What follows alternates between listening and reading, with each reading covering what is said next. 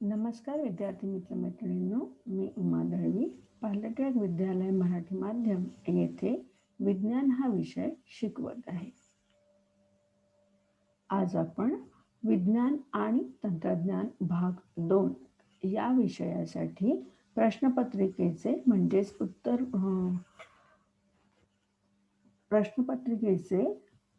कृतीपत्रिकेचे स्वरूप थोडक्यात पाहणार आहोत. ही कृतीपत्रिका एकूण 40 गुणांची आहे आणि ह्या कृतीपत्रिकेमध्ये आनुवंशिकता आणि उत्क्रांती याच्याशी संबंधित प्रश्न कशा प्रकारे येतील हे थोडक्यात पाहणार आहोत. 40 गुणांमध्ये तुम्हाला एकूण 4 प्रश्न लिहायचे आहेत. पहिला प्रश्न हा 10 मार्कांचा असेल. दुसरा प्रश्न हाही 10 गुणांचाच असेल. तिसरा प्रश्न हा 15 गुणांचा असेल आणि चौथा प्रश्न हा 5 गुणांचा असेल. प्रश्न पहिल्याचे पुन्हा प्रश्न पहिला अ आणि प्रश्न पहिला ब असे 2 उपप्रश्न आहेत आणि ते प्रत्येकी 5-5 गुणांचे आहेत. प्रश्न पहिला अ हा पाठ्यपुस्तकावर आधारित आहे आणि त्याच्यामध्ये तुम्हाला बहुपर्यायी प्रश्न विचारले जातील.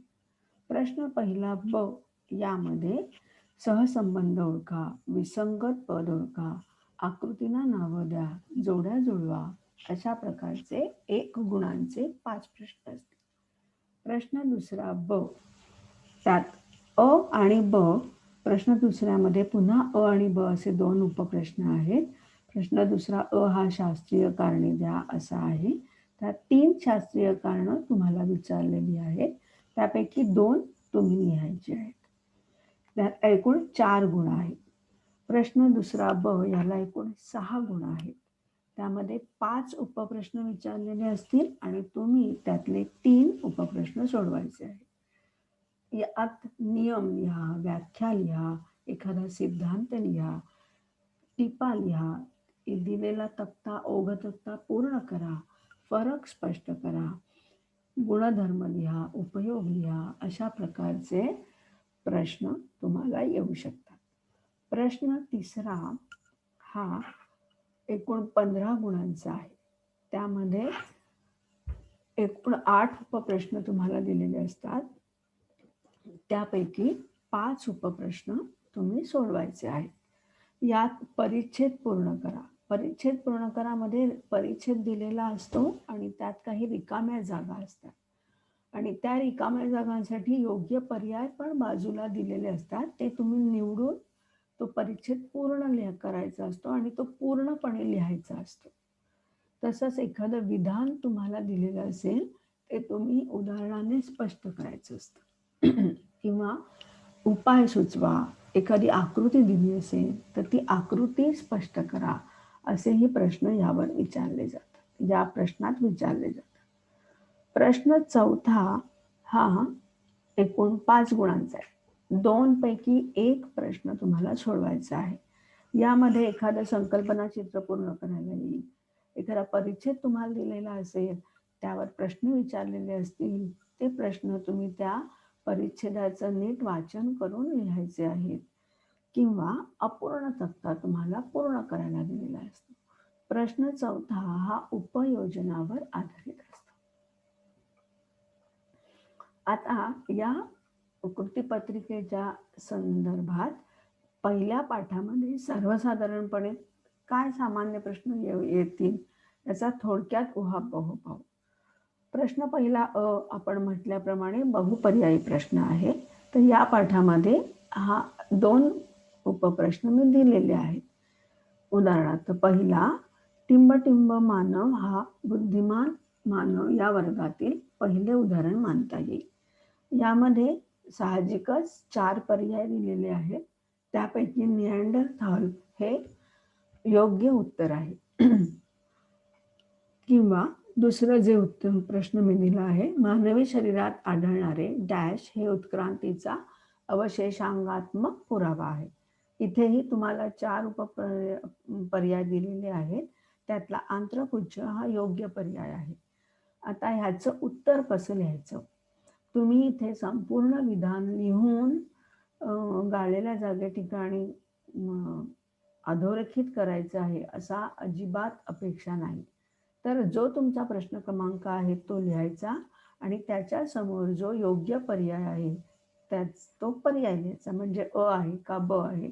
उदाहरणार्थ पहिल्या प्रश्न प्रश्न जो मी दिला आहे त्यामध्ये उत्तर ब आहे, त्यामुळे तुम्ही उत्तर लिहिताना फक्त 1 ब एवढंच लिहिणार आहात. तसंच प्रश्न दुसरा म्हणून 2 क एवढंच लिहिणार आहात. तुम्हाला तिथे तो शब्द लिहिण्याची सुद्धा काहीही अपेक्षा बोर्डांनी तुमच्याकडून ठेवलेली नाही. त्यानंतर प्रश्न पहिला ब मध्ये चुकी बरोबर लिहा असंही विधान येऊ शकतं. उदाहरणार्थ सक्षमते जगतील असा सांगणारा नैसर्गिक निवडीचा सिद्धांत डॉक्टर खुराणा यांनी प्रसिद्ध केला. तर हे माहिती आहे तुम्हाला, हे पूर्णपणे चूक आहे, त्यामुळे तुम्ही फक्त उत्तर चूक लिहिणार आहात. कधी कधी चुकीचं असेल तर ते बरोबर करून लिहा असाही प्रश्न येऊ शकतो. मग इथे तुम्ही सक्षमते जगतील असं सांगणारा नैसर्गिक निवडीचा सिद्धांत डार्विन यांनी प्रसिद्ध केला असंही लिहू शकता, किंवा डॉक्टर खुराणा यांनी 20 अमिनो आम्लांचे कोडॉन शोधण्याच्या महत्वाची कामगिरी केली आहे असंही लिहू शकता. सहसंबंध ओळखा. तुम्हाला एक जोडी दिलेली असते. पहिली जोडी पहा. नैसर्गिक निवडीचा सिद्धांत हा डार्विनचा सिद्धांत आहे. म्हणून इंद्रियाचा वापर आणि न वापराचा सिद्धांत हा कोणाचा सिद्धांत आहे? साहजिकच त्याचं उत्तर लॅमार्क येईल. हे तुम्हाला पूर्ण लिहावं लागेल उत्तरात. प्रश्न दुसरा आणि प्रश्न तिसरा जो आहे त्यासंबंधी बरेचसे प्रश्न आपण पहिल्या स्लाइडमध्ये चर्चेला घेतले होते. त्यामुळे आपण आता प्रश्न चौथ्यावरती लक्ष केंद्रित करू. परिच्छेदावर आधारित जर प्रश्न आला तर तो कशा प्रकारचे असेल त्याचा एक नमुना पुढे दिलेला आहे. हा परिच्छेद मी नीट वाचते आहे, तो तुम्ही शांतपणे ऐका आणि समजून घ्या. डीएनए मध्ये असलेली जनुके आरएनएच्या मदतीने पेशीच्या कामकाजामध्ये भाग घेतात. तसेच शरीराचे रचना व कार्य यावर नियंत्रण ठेवतात. जनुकांमध्ये प्रथिनांची निर्मितीची माहिती साठवलेली असते आणि योग्य प्रथिनांची वेळोवेळी होणारी निर्मिती शरीराकरता आवश्यक असते. या प्रथिनांची निर्मिती डीएनए मुळे आरएनएच्या माध्यमातून होते. पेशी केंद्रकात तयार झालेला mRNA हा पेशीद्रव्यात येतो. तो येताना डीएनए वरील सांकेतिक संदेश घेऊन येतो. या संदेशामध्ये अमिनो आम्लाकरता संकेत असतात. प्रत्येक अमिनो आम्लाकरता असलेला संकेत म्हणजेच कोड 3 न्यूक्लिओटाइडच्या संचाच्या स्वरूपात असतो. त्यालाच आपण ट्रिपलेट कोडॉन असे म्हणतात. आता हा परिच्छेद जो आहे हा या धड्याशी संबंधित आहे. तो तुम्ही दोनदा वाचा आधी उत्तर लिहिण्यापूर्वी आणि मगच प्रश्न समजून घ्या. प्रश्न पहिला. शरीराच्या रचना आणि कार्य यावर नियंत्रण ठेवणारा पेशीतील भाग कोणता? आता यामध्ये तुम्ही पहिलंच विधान लिहिण्याची शक्यता जास्त आहे. पण अगदी योग्य उत्तर जर हवं असेल तर डीएनए मध्ये असलेली जनुके एवढंच त्याचं उत्तर आहे. म्हणून शरीराच्या रचना आणि कार्य यावर नियंत्रण ठेवणारा पेशीतील भाग म्हणजेच डीएनए मधील जनुक. दुसरा प्रश्न आहे, प्रथिनांच्या निर्मितीविषयक माहिती कोठे साठवलेली असते? याचं उत्तर अगदी सोपं आहे. प्रथिनांच्या निर्मितीविषयक माहिती जनुकांमध्ये साठवलेली असते. प्रथिनांची निर्मिती कोणाच्या माध्यमातून होते? याही प्रश्नाचं उत्तर सोपं आहे. प्रथिनांची निर्मिती ही आरएनएच्या माध्यमातून होते. पेशीद्रव्यात आलेला mRNAचे महत्वाचे कार्य लिहा. आता पेशी केंद्रकात तयार झालेला mRNA पेशीद्रव्यात येतो. मग तो येताना काय आणतो बरोबर? तर डीएनए मधील सांकेतिक संदेश तो घेऊन येतो आणि या संदेशामध्ये अमिनो आम्लाकरता तो संकेत असतात. म्हणून त्याचं महत्वाचं कार्य लिहिताना तुम्ही काय लिहिणार? तर DNA वरील अमिनो आम्लाकरता असलेले सांकेतिक संदेश घेऊन येणे हे mRNAचं महत्वाचं कार्य आहे. आणि व्याख्या द्या ट्रिपलेट कोडॉन. ते स्पष्टपणे इथे लिहिलेलं आहे. प्रत्येक अमिनो आम्लाकरिता असलेला संकेत 3 न्यूक्लिओटाइडच्या संचांच्या स्वरूपात असतो. त्यालाच ट्रिपलेट कोडॉन असे म्हणतात. हे त्याचं उत्तर आहे. अशा प्रकारे तुम्ही जर नीट पॅरेग्राफ वाचलात, समजून घेतलात आणि मग योग्य शब्दांमध्ये उत्तर लिहिलं तर तुम्हाला पूर्ण मार्क मिळू शकतात.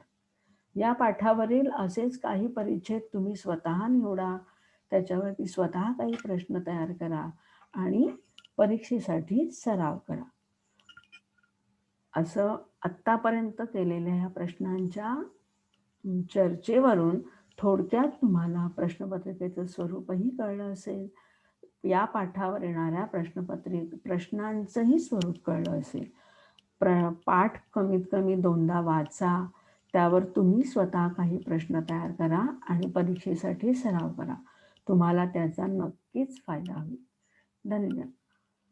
धन्यवाद.